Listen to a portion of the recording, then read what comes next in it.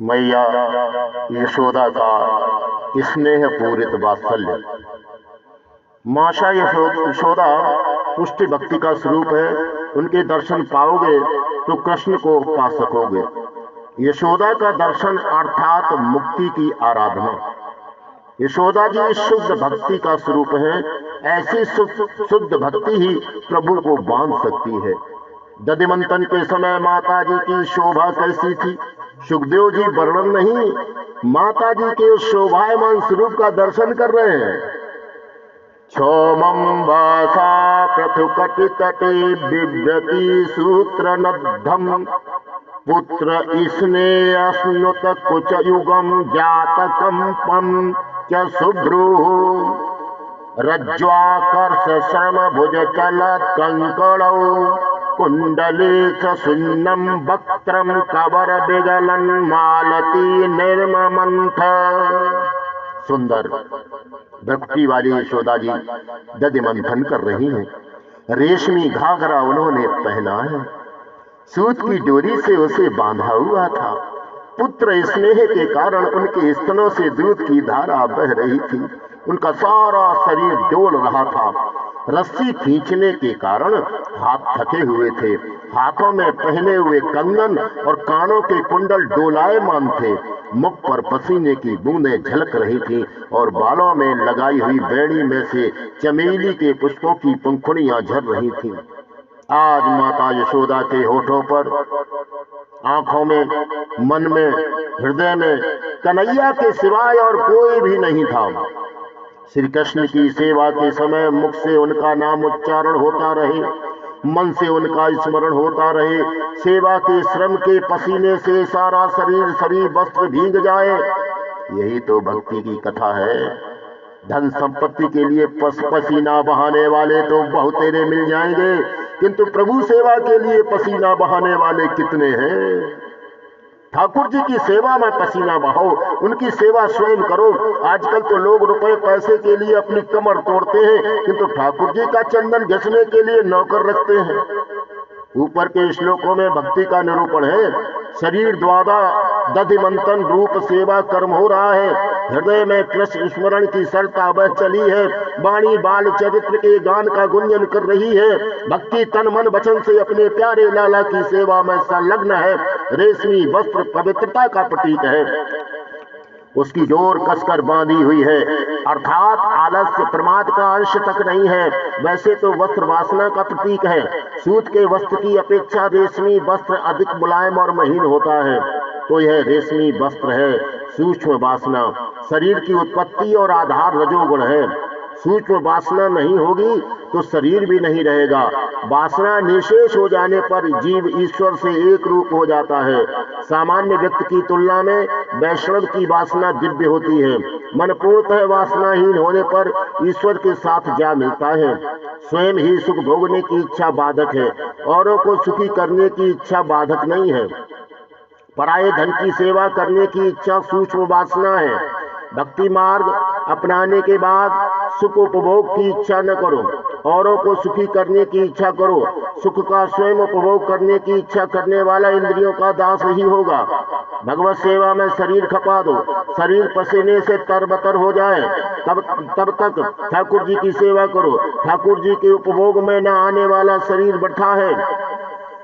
तुलसी दल के बिना ठाकुर जी की सेवा नहीं हो पाती। यह शरीर श्री कृष्ण का है, श्री कृष्ण के लिए है। यह शरीर धर्म क्षेत्र अर्थात विष्णु क्षेत्र रूपी यह देह भोग उपभोग के लिए नहीं है। यशोदा ने शारीरिक सेवा की। शारीरिक सेवा तो करनी ही है, किंतु मन से सेवा नहीं की गई तो आनंद का लाभ नहीं होगा। सेवा करते करते आंखें गीली हो जानी चाहिए, हृदय पिघल जाना चाहिए। ऐसे सद्भाव पूर्वक सेवा करने वाले आजकल बहुत कम है। सेवारत यशोदा जी की आंखों में श्री कृष्ण है और हृदय में भी। दधिमंथन के समय उनकी दृष्टि तो कन्हैया की ओर ही स्थिर है। काम काज करते समय हमारी दृष्टि यशोदा जी की भांति श्री कृष्ण की ओर ही रहनी चाहिए। सभी गोपियां भी खान पान काम काज के समय भी गोपाल कन्हैया की ओर ही टिकटिकी लगाए रहती थीं। व्यवहार छूटता नहीं है और उसे छोड़ना भी तो नहीं है, किंतु व्यवहार के साथ साथ परमार्थ को याद रखो, अपना लक्ष्य कभी न भूलो। सभी संत महात्माओं को कुछ न कुछ कामकाज करना ही पड़ता है। कामकाज के समय भगवान को भूल जाना अपराध है। इस संसार में कोई केवल धन के लिए जीता है, तो कोई स्त्री के लिए, कोई संपत्ति के लिए जीता है, तो कोई पुत्र परिवार के लिए। ऐसा व्यवहार इष्ट नहीं है। पैसा नहीं, परमात्मा को देना है, देखना है। आदर्श को, लक्ष्य को ध्यान में रखकर किया गया व्यवहार ही भक्ति है। व्यवहार शुद्ध होगा तो भक्ति आएगी। लक्ष्य को भूल कर किया गया व्यवहार बाधक होगा। लक्ष्य को भूल जाओगे तो लक्ष्य 84 के फेर में फंस जाओगे। और व्यवहार निभाते समय दृष्टि भगवान की ओर स्थिर रखोगे तो वो व्यवहार ही भक्ति बन जाएगा। यशोदा है पुष्ट भक्ति, पीला वस्त्र वैष्णवी भक्ति का प्रतीक है। संसार है गागर, मंथन करके प्रेम रूप नवनीत पाना है। परमात्मा की मांग है प्रेम। घर का कारोबार करते समय यशोदा जी की भांति मुख में प्रभु नाम, दृष्टि में प्रभु का स्वरूप होना चाहिए। पुष्ट भक्ति में भक्ति और व्यवहार भिन्न नहीं है। भक्त का प्रत्येक व्यवहार भक्ति में होना चाहिए। जो कुछ काम करो भगवान की आज्ञा समझकर करो। काम काज करते करते हर 5-10 मिनट के बाद भगवान को निहारते रहना। जब तक व्यवहार पूर्णतः शुद्ध नहीं होगा तब तक भक्ति भली बात हो नहीं पाएगी। व्यवहार में छल कपट असत्य न होने चाहिए। यशोदा की दृष्टि हमेशा श्री कृष्ण की ओर लगी रहती है। भगवान का स्मरण करते करते माता का हृदय द्रवित हो गया। बच्चे स्थल का वस्त्र भीग गया है।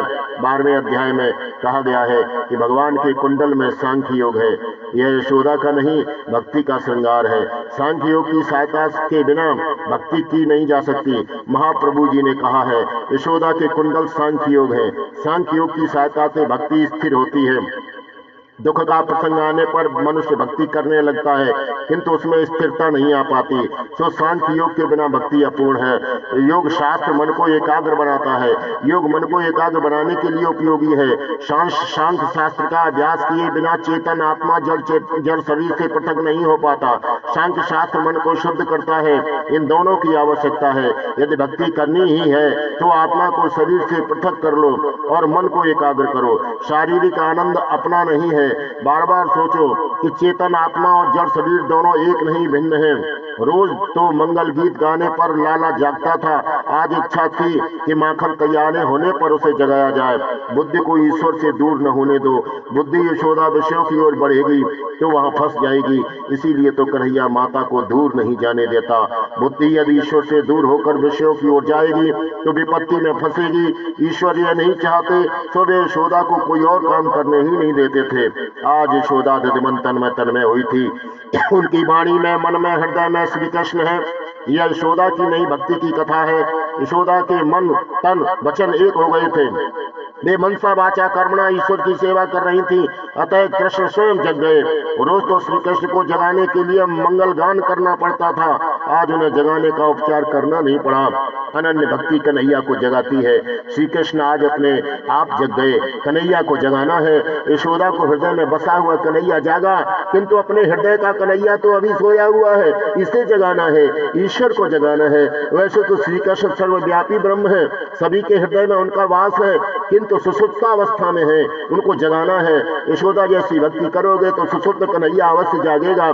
श्री कृष्ण अर्थात आनंद, हृदय में आनंद तो है ही, उसे जगाना है। जीव संसार के जड़ पदार्थों में आनंद की खोज करता रहता है, सो वो मिल नहीं पाता। ईश्वर के साथ जीव को तन्मय करना है। ईश्वर को किसी भी वस्तु की आवश्यकता नहीं है। अंदर सोए हुए भगवान को जगाना है। भगवान जागे नहीं कि आनंद ही आनंद हो जाएगा। सच्चे वैष्णव के शरीर का पसीना बहता है तब ठाकुर जी जागते हैं। वैष्णव दुखी होता है तो लाला चैन से सो नहीं सकेगा।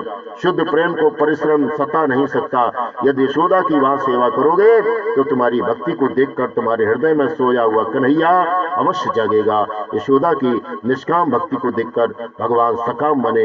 भक्ति उमड़ने लगती है तो भगवान सकाम स्तन्य काम बनते हैं। उपनिषद भगवान को निष्काम बनाती है। सुखदेव जी भगवान को सकाम कहते हैं। ताम स्तन्य काम आसाद्य मदनंतीम जननीम हरे। उस समय भगवान श्री कृष्ण स्तनपान करने की इच्छा से माता के पास आए। जो दधिमंथन कर रही थी। वैसे तो ईश्वर निराहारी है, किंतु यह तो भक्त के हृदय की भावना है। भक्त का हृदय जब प्रेमार्ध होता है तो भगवान भूखे होते हैं। कन्हैया जागा तो माता को ढूंढता हुआ इधर आ पहुंचा। उसने पीछे से माता का आंचल खींचा। यशोदा तो अपने काम में ऐसी लीन थी कि उन्हें खबर तक न हुई। कन्हैया माता से कहने लगा, मैया मुझे भूख लगी है, पहले मुझे दूध पिला। यशोदा साधक है, मंथन साधन है, श्री कृष्ण साध्य है। साधना ऐसी करो कि साध्य अपने आप आ मिले। साधन तन्मय साधक को साध्य स्वयं जगाता है। मनुष्य साधारणतः सच्चे हृदय से साधना करता ही नहीं है, अतः वो भगवान को देख नहीं पाता है। ये तुम कन्हैया के पीछे लग जाओ तो वो अवश्य मिलता है। कन्हैया तो जीव से मिलने के लिए स्वयं आतुर है, किंतु जीव ही उसकी उपेक्षा करता रहता है। साधना ऐसी तन्मयता से करो कि देहभान तक शेष न रहे, साध्य स्वयं तुम्हारे पीछे दौड़ने लगे। यशोदा की भक्ति देखकर कृष्ण ने पीछे से आंचल पकड़ लिया। तुम भी सेवा साधना में ऐसे डूब जाओ कि साध्य स्वयं तुम्हारे द्वार पर आ जाए। यही तो पुष्टि भक्ति है। शरीर से भक्ति करते समय आंखों में और मन में श्री कृष्ण को बसाए रखो। यशोदा सर्वांग भक्ति करती हुई श्री कृष्ण का नाम जप कर रही है। शरीर के से सेवा करोगे, वाणी से कीर्तन करोगे, मन को श्री कृष्ण में रमाए रखोगे तो तुम्हारे हृदय में भी कन्हैया जाग जाएगा। घर का सारा काम काज कृष्ण कीर्तन करते हुए ही करो। उसका कीर्तन करने से आंखें खुली होने पर भी जगत बुलाया जा सकेगा।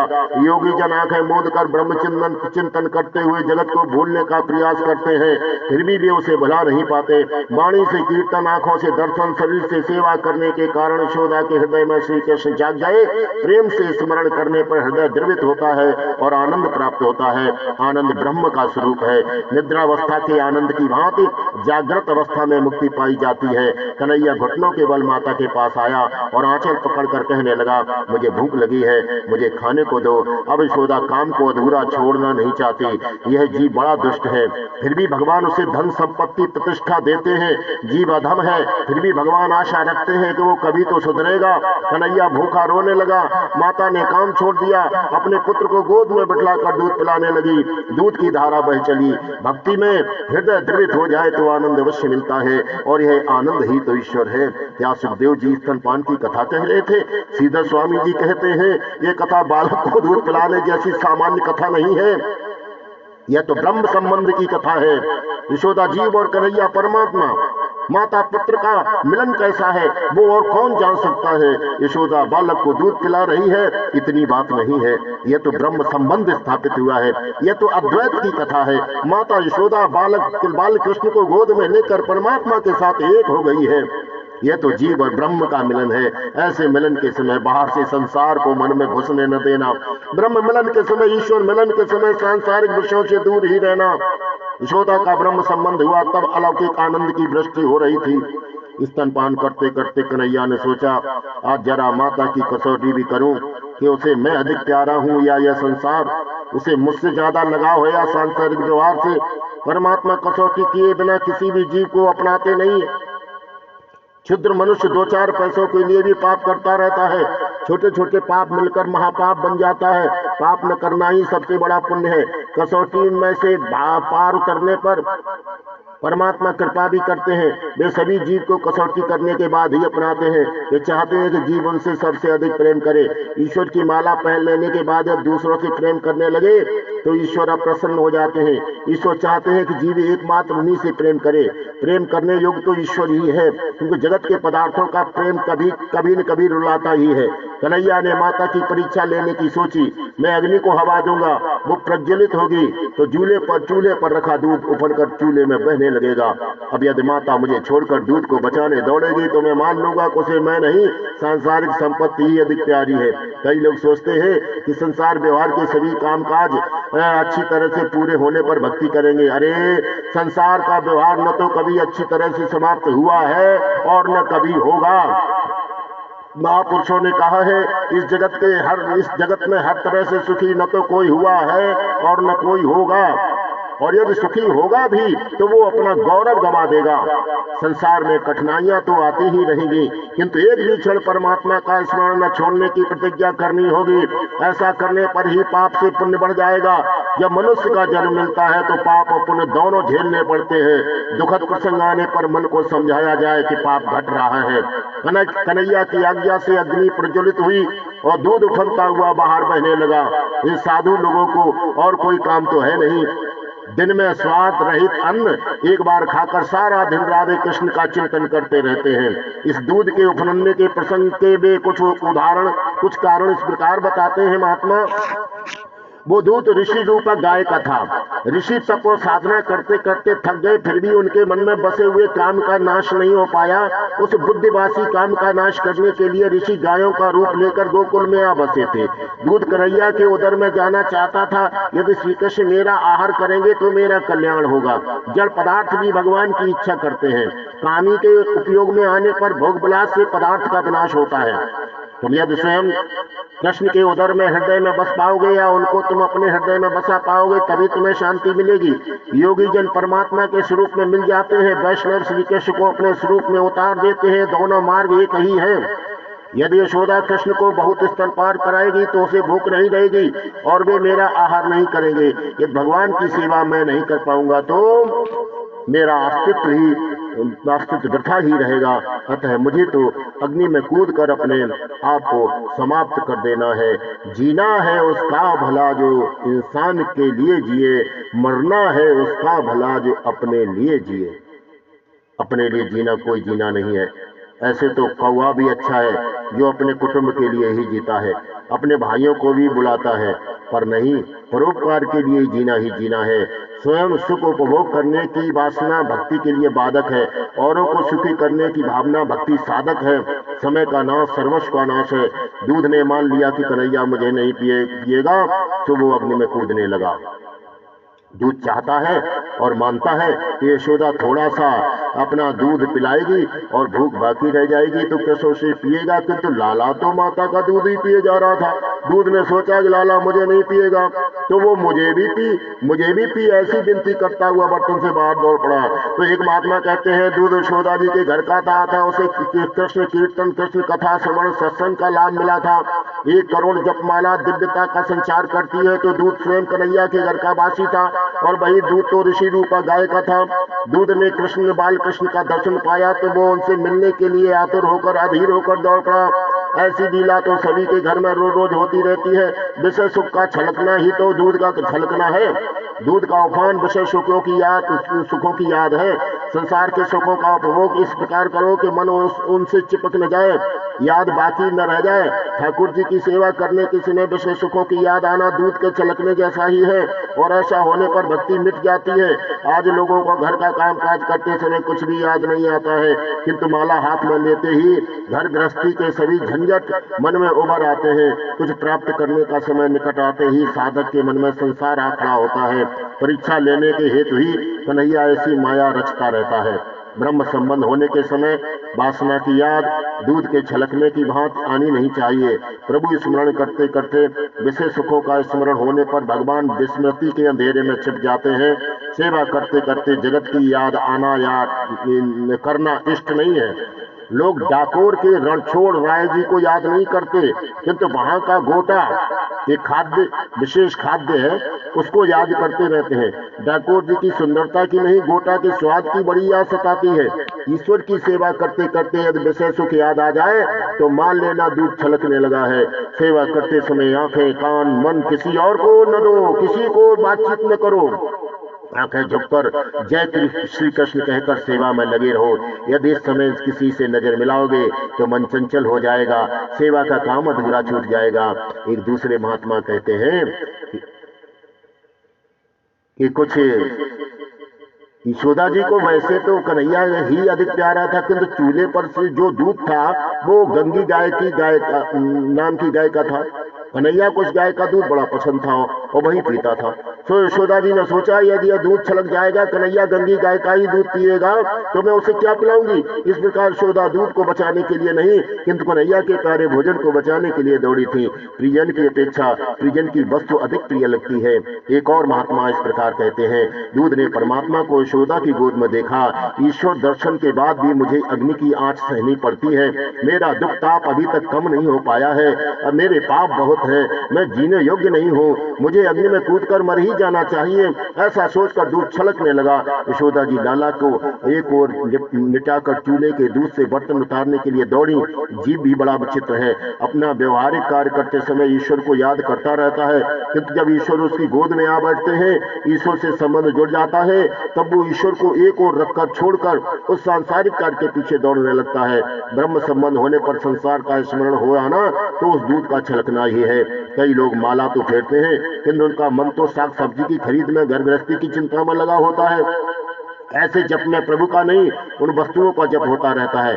वियोग में अपेक्षा का जानना गुण दर्शन है, संयोग में उपेक्षा का भाव दो दर्शन है। कन्हैया दूर था तो यशोदा उसे गोद में उठाने के लिए लालायित थी, और अब गोद में आया तो उसकी उपेक्षा करके दूध के पीछे भागने लगी। सुलभ वस्तु की उपेक्षा करना तो जीव का स्वभाव ही है। भगवान ने सोचा कि यशोदा ने कई व्रत जप किए तो मैं उसे मिला, किंतु अब शेर दो शेर दूध के लिए मुझे छोड़ चली है। लाला को छोड़कर यशोदा जी सांसारिक काम करने लगी। लाला ने सोचा माता को वो नहीं संसार ही ज्यादा प्यारा है, तो माता को सीख देने है तो लाला ने पत्थर मारकर एक मन दही का घड़ा फोड़ दिया। श्री महाप्रभु जी ने आज्ञा की कि श्री कृष्ण की सेवा लौकिक भाव से कभी न करना। अलौकिक सेवा छोड़कर लौकिक कार्य सुधारने जाओगे तो भगवान उसे और बिगाड़ेंगे। प्रभु को अलौकिक और लौकिक दोनों की चिंता है, उनको हमारी बड़ी चिंता रहती है। यदि मनुष्य चिंता करके अपने हृदय को जलाता रहेगा तो मेरा क्या होगा, ऐसा वे सोचते हैं। मैं समर्थ हूँ, मेरा स्वामी तो सर्वसमर्थ सर्वशक्तिमान है, ऐसा मानकर निश्चिंत होकर भगवान का स्मरण मनन चिंतन करते रहो। भगवान स्मरण सेवा करते समय घर में यदि कुछ नुकसान हो तो होने दो, तन ठाकुर जी के पास हो, मन रसोई घर में हो तो वो सेवा कैसे कही जाएगी। भगवत सेवा को अधूरी छोड़कर लौकिक काम सुधारने जाओगे तो वो और भी बिगड़ेगा। इसीलिए तो श्री कृष्ण ने दही का घड़ा फोड़ दिया। श्री कृष्ण ने विषयासक्ति रूपी घड़ा फोड़ दिया। यशोदा की विषयासक्ति नष्ट करने के हेतु दही का बर्तन फोड़ दिया। संसारासक्ति के नाश के बिना भगवत प्रेम नहीं उत्पन्न होता। हरि पर विश्वास रखकर ईश्वर सेवा श्री कृष्ण भक्ति करनी चाहिए। श्री कृष्ण भक्ति प्रभु सेवा करने वाले की लाज प्रभु हमेशा रखते हैं। हर ने भजता हजी कोई नी लाज जता नथ जानो रे, जेनी सुरता शाम लिया सात बदे विदवाणी रे। हर ने भजता हजी कोई नी लाज जता नथ जानो रे, बहाले उगार्यो प्रहलाद हिरण कंस मार्यो रे। बहाले उगार्यो प्रहलाद हिरण कंस मार्यो रे, विभीषण ने आपिम राज रावण संहार्यो रे। बहाले नरसिंह मेहता ने हर हाथों हाथ आप्यो रे, ध्रुव ने आपिम अब चल राज पोतानो करी स्थाप्यो रे। बहाले मीरा ते बाइना झेर हलाहल पीधो रे, पांचाली नाम पूरिया चीर पांडव काम की धारे। आवो हरि भजवान लहावो भजन कोई कर शेरे, कर जोड़ी कहे प्रेम लदास भक्तों न दुख हर शेरे। हरि ने भजता हजी कोई नी लाज जता नथि जानो रे, जेनी सुरता शाम लिया सात बदे विदवाणी रे। जब तक संसार आसक्ति नहीं जाती तब तक भगवत भक्ति सिद्ध नहीं होती। संसार के विषय भोगों से कभी तृप्ति नहीं मिलेगी। लोग साग सब्जी और चटनी अटार से तेल की धार करते हैं, तेल से सरावर होने पर ही वे चाव से खाते हैं। अब जरा सोचो, आज तक हमारे पेट में तेल के न जाने कितने डिब्बे पहुंच गए, अनाज की भी अनगिनत बोरियां हमारे उधर से सुहा करनी, फिर भी हम तृप्त नहीं हुए हैं क्या? ईश्वर को ताक पर रखकर लौकिक कार्य में लगे रहना अच्छा नहीं है। सांसारिक कार्यों के पीछे यदि किसी इसी प्रकार लगे रहोगे तो वे और भी बिगड़ते जाएंगे। इतने में कुछ बाल मित्रों ने आकर कन्हैया से पूछा, लाला आज कौन से घर को निशाना बनाना है हमें? कन्हैया ने कहा, तो अपने ही घर का माखन उड़ाना है। आज भगवान अपने ही घर का दही माखन खिला रहे हैं। किए हुए उपकारों को भगवान कभी नहीं बुलाते। राम अवतार में वानरों ने उनकी बड़ी सेवा की थी, सो श्री कृष्ण आज उनको भी दही माखन खिला रहे हैं। यशोदा ने वापस आकर देखा तो मटकी फूटी हुई थी, दही इधर उधर बिखरा हुआ था, कन्हैया गायब था। कन्हैया ने रूठ कर यह पराक्रम किया था। लाला छीके पर से माखन उतार कर बाल मित्र और वानरों को खिला रहा था। वानर अर्थात मन वानर सा चंचल है, किंतु श्री राम और श्री कृष्ण के सामने वो हाथ जोड़कर सिर नवाकर खड़ा रह जाता है। उसके बिना चंचल मन वानर शांत नहीं होता। वानर फलाहार करते हैं और निर्वस्त्र रहते हैं, वे तो साधु जैसे हैं। कन्हैया उन्हें माखन खिला रहा है। यशोदा ने लाला को चोरी करते देखा तो मान लिया गोपियों की बात सच्ची थी। लाला की चोरी करने की आदत है, लाला को पकड़कर बांधना होगा। जिस ओखली पर वो खड़ा है उसके साथ ही मैं उसे बांध दूंगी। यशोदा लकड़ी लेकर कृष्ण के पीछे दौड़ी। मित्रों ने लाला से कहा, माँ आई भागो। आगे लाला दौड़ रहा है, पीछे यशोदा। जिस ईश्वर को योगी पकड़ नहीं पा रहे हैं उसी को पकड़ने के लिए यशोदा दौड़ रही है। यशोदा दौड़ते दौड़ते थक कर चूर हो गई, फिर भी कन्हैया हाथ नहीं आया। ऐसा क्यों हुआ? श्रीधर स्वामी कहते हैं, अपनी एक भूल के कारण यशोदा उस कन्हैया को पकड़ नहीं पाती थी। कृष्ण के पीछे दौड़ने के समय यशोदा की दृष्टि में कृष्ण का मुखारबिंद और चरण कमल नहीं है, पीठ थी। तृतीय स्कंद में कहा गया है, लाला की पीठ में अधर्म है। अधर्म वहीं से उत्पन्न हुआ। अधर्म को दृष्टि में रखकर दौड़ने वाला ईश्वर को कैसे पकड़ पाएगा? भक्ति धर्म की मर्यादा में रहकर करो। भक्ति धर्मानुकूल होनी चाहिए। भक्ति में अधर्म आया नहीं कि भ्रष्ट हो गई। कर्ता ने जिसे जो कर्तव्य दिया है उसको बराबर निभाया जाए। जो अपना कर्तव्य अपना धर्म छोड़ देता है उसकी भक्ति सफल नहीं हो पाती। संध्या कर्म किए बिना सेवा करने वाले ब्राह्मण की सेवा ईश्वर कभी नहीं स्वीकारते। यदि घर में पतिदेव बीमार है और उसकी उपेक्षा करके स्त्री मंदिर जाए तो उसकी भक्ति पूजा भगवान स्वीकारते। क्यों स्वीकारेंगे? अपने पति और संतान की उपेक्षा करके कथा कीर्तन करने वाली या मंदिर जाने वाली स्त्री की सेवा कभी सफल नहीं होती।